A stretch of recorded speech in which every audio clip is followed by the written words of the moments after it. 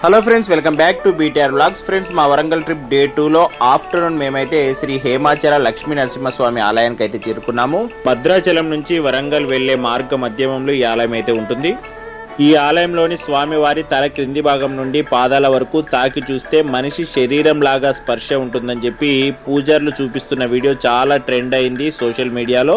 So అది నిజమా కాదని తెలుసుకోవడానికే మేమైతే ఈ టెంపుల్కి అయితే వెళ్ళాము. అది నిజంగా నిజమండి, మేము కూడా మా కళ్ళారా చూసాము. కాబట్టి ఈ ఆలయాన్ని ఖచ్చితంగా సందర్శించడానికి ప్రయత్నించండి.